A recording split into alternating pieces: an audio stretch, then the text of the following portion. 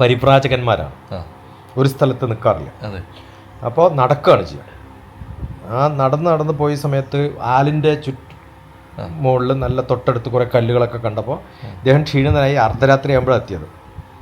അപ്പോൾ കാലൊന്ന് പൊക്കി വെട്ടെന്ന് വെച്ചിട്ട് ഒരു കല്ലിൻ്റെ മുകളിൽ കാല് പൊക്കി വെച്ച് കിടന്നുറങ്ങി. രാവിലെ നല്ല ശ്രീത്വമുള്ള ഒരു ബ്രാഹ്മണൻ വന്നിട്ട് പറയാണ്, ശിവലിംഗത്തിൻ്റെ മുകളിലാണോ കാല് വെക്കുക? ഇവിടെ കാല് വെച്ചത് ശിവലിംഗത്തിൻ്റെ മുകളിലാണ്. അപ്പോൾ താഴത്തെടുത്ത് വെക്കാൻ പറയും. അപ്പോൾ ഇദ്ദേഹത്തിനൊരു തമാശ തോന്നി, തിരുമേനി തീരെ വയ്യ, കാലനക്കാൻ വയ്യ, ഒന്നതെടുത്തിട്ട് ഭഗവാൻ ഇല്ലാത്തടത്തുനിന്ന് വെച്ചോളാൻ പറഞ്ഞു.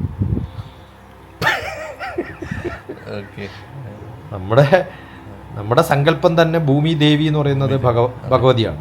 എന്നിട്ട് നമ്മൾ കാല് വെക്കുന്നില്ലേ? സമുദ്രവസനേ ദേവി പർവ്വതസ്ഥന മണ്ഡലേ മണ്ഡിതേ രണ്ടും ചൊല്ലാം. വിഷ്ണു പത്നി നമസ്തുഭ്യം പദസ്പർശം ക്ഷമസ്വമേ. അപ്പോൾ നമ്മൾ ക്ഷമ ചോദിച്ചിട്ടാണ്. ഞാൻ ക്ഷമ ചോദിച്ചിട്ടാണ് കാല് വെച്ചാൽ പോരെ, അല്ലെ വെച്ച് കഴിഞ്ഞു ഇനിപ്പറ്റി ക്ഷമ ചോദിച്ചാൽ പോരെ. നമ്മളെന്താ തെറ്റെന്ന് പറയുന്നത് എന്താണ്? തെറ്റെന്ന് പറഞ്ഞ ലോകത്തൊന്നുമില്ല, രാത്രി കണ്ടിട്ടുണ്ടാവില്ല. അല്ല, നമ്മളെല്ലാം ചെയ്യുന്നത് എന്താണ്? ക്രിയാഹീനം ഭക്തിഹീനം പരിപൂർണം തതസ്തുതി എന്നാ പറയണത്. എൻ്റെ തെറ്റുകളൊക്കെ ഭഗവാൻ ചെയ്യിപ്പിക്കണമല്ലോ, പിന്നെ എനിക്കെന്തിനാ ഈ കുറ്റബോധം? ഞാൻ പൂർണ്ണ ഭക്തനാണ്, എനിക്ക് വിശ്വാസമൊന്നുമില്ല, ഭക്തിയുണ്ട്. വിശ്വാസമല്ല എനിക്കുള്ളത്, ഭക്തിയാണ്. മനസ്സിലാവുന്നു? ഇപ്പം ഞാൻ പറഞ്ഞാൽ വിശ്വസിക്കുന്നുള്ള ബോധത്തിലൊന്നുമല്ല ഞാൻ പറയണത്. അത് അങ്ങയുടെ ഇഷ്ടമാണ്. എനിക്ക് പറയാനുള്ള ഭക്തി എനിക്കുണ്ട്, ഞാൻ പറയുന്നു. നിങ്ങൾ കേൾക്കണോ വേണ്ടോ നിങ്ങൾ തീരുമാനിക്കാം. നിങ്ങൾക്ക് വിശ്വാസം ഉണ്ടെങ്കിൽ നിങ്ങൾ കേൾക്കും. മനസ്സിലാവും? എനിക്കല്ല വിശ്വാസം വേണ്ടത്, കേൾക്കുന്ന ആൾക്കാണ് വിശ്വാസം.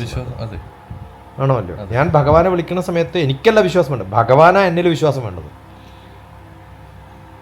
ഭഗവാനിൽ എന്നിൽ വിശ്വാസമുണ്ടെങ്കിൽ ഭഗവാൻ ഞാൻ പറഞ്ഞതൊക്കെ കേൾക്കും. എനിക്ക് ഭഗവാനിൽ വിശ്വാസം ഉണ്ടായിട്ട് എന്താ കാര്യം? എനിക്ക് ഭഗവാനിൽ വിശ്വാസം ഉണ്ടായിട്ട് വല്ല കാര്യമുണ്ടോ? ഭഗവാനിൽ എന്നിലല്ലേ വിശ്വാസം വേണ്ടത്. ഇവൻ പറയുന്നത് കറക്റ്റാന്ന് അല്ലേ? നമ്മുടെയൊക്കെ ഭഗവാനിലുള്ള വിശ്വാസത്തിലാണ് ഒരു വികട ശ്ലോകമുണ്ട്. വിശ്വാധീശ്വര രൂപയായിരം എനിക്ക് റോട്ടിലെങ്ങാൻ കിടന്ന ആശ്വാസത്തിന് കിട്ടുമെങ്കിൽ ഏകാം അതിൻ പാതി ഞാൻ. വിശ്വാസം കുറവാകിലോ തിരുവടിക്കുള്ളൊരു പങ്ക് ഇച്ഛായോഗ്യമെടുത്ത് ബാക്കി തരണേ പിന്നെന്തു പേടിക്കുവാൻ എന്ന്.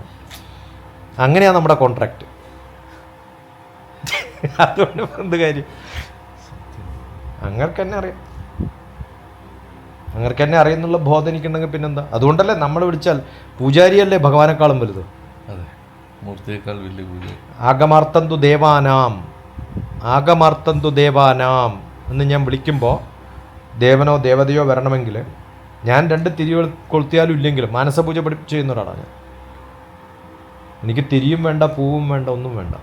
നമ്മൾ വിളിച്ചാൽ ഭഗവതി വരുമെങ്കിൽ പിന്നെ നാം ഭഗവതിയുടെ, അപ്പോൾ ഭഗവതിയെ നമ്മൾ വിളിച്ചാൽ വരും എന്നല്ലേ അർത്ഥം അല്ലേ? അല്ലെങ്കിൽ ഇപ്പോൾ രേണുക വിളിക്കേണ്ട കാര്യമൊന്നുമില്ല, എല്ലാ ദിവസവും വിളിക്കാറൊന്നുമില്ല. ഇപ്പോൾ 2 ദിവസമായി വിളിച്ചിട്ടൊന്നും ഇപ്പോൾ വിളിച്ചത്.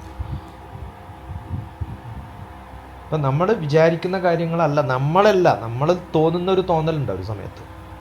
ആ തോന്നുമ്പോൾ ഒരു റിഫ്ലക്ഷൻസ് എവിടെയൊക്കെ ഉണ്ടാവും. എല്ലാ ഭഗവാനും സങ്കല്പങ്ങളാണ്.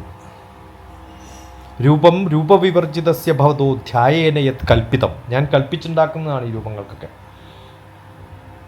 സ്തുത്യാ നിർവചനീയതാഖില ഗുരോ ദൂരീകൃതായന്മയ. ഞാൻ സ്തുതിച്ച് പാടുന്നതൊക്കെ ഇങ്ങനെയാണ് ഷേപ്പ് എന്ന് പറയുന്നത്. ആർക്കറിയാം എങ്ങനെയാണ് ഷേപ്പ് എന്ന്? വ്യാപ്തിത്വഞ്ചമയാകൃത. എല്ലായിടത്തും വ്യാപിച്ചു കിടക്കുന്ന ഭഗവാനെ ചില സ്ഥലങ്ങളിലൊക്കെ നമ്മൾ കൊണ്ട് നാട്ടാണ്. ഇതാണ് ബ്രഹ്മസ്ഥാനം. അത് ഞാൻ കൊണ്ട് നിർത്തും, അല്ലെങ്കിൽ എൻ്റെ പൂർവികന്മാർ ചെയ്തിട്ടുണ്ടാവും.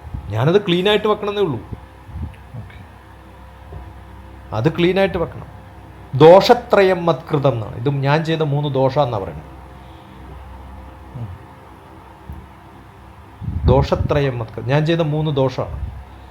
ഇവിടെയാണ് എന്നുള്ള ധാരണ നമുക്കുണ്ടായിട്ടുള്ള എൻ്റെ ദോഷമാണ്. ഇനി അങ്ങനെ ഉണ്ടെന്ന് വിചാരിക്കാം. നിങ്ങളിവിടെ നടത്തുന്ന കർമ്മങ്ങളിൽ പ്രാധാന്യമുള്ള കുറേ കാര്യങ്ങളുണ്ട്, അത് മതി. സോ ബേസിക്കലി കർമ്മമാണ്.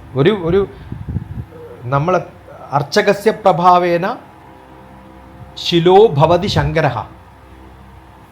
ഒരു കല്ലിനെ ശങ്കരനാക്കി മാറ്റുന്ന അർച്ചന കൊണ്ടാണ്. അനർച്ചകസ്യ അപ്രഭാവേന ശങ്കരോ ഭവതി ശിലഹ എന്ന്. നിങ്ങൾ തെറ്റായിട്ട് ചെയ്തു കഴിഞ്ഞാൽ അദ്ദേഹം പോവും, വിട്ടെറിഞ്ഞു പോവും. ഒരർച്ച നമ്മുടെ ഒരു വികട ശ്ലോകം, പിന്നെ വികട ശ്ലോകം കുറേ വരും. കഥയൊക്കെ അടച്ചിട്ട് ശിവന് പൂജ ചെയ്യാണ്. പൂജ ചെയ്തുകൊണ്ടിരിക്കുന്ന സമയത്ത് ഇതെല്ലാം തെറ്റാ ചൊല്ലണത്. ഒരു നമ്പൂരിക്കാണെങ്കിൽ ഒന്നും അറിയില്ല.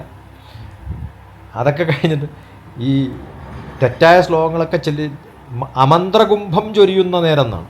മന്ത്രകുംഭമല്ല ചൊരിയണത്, ഒക്കെ അമന്ത്രകുംഭാണ്. കുളിച്ചു കുറ്റിത്തലയും കുടഞ്ഞങ്ങ്,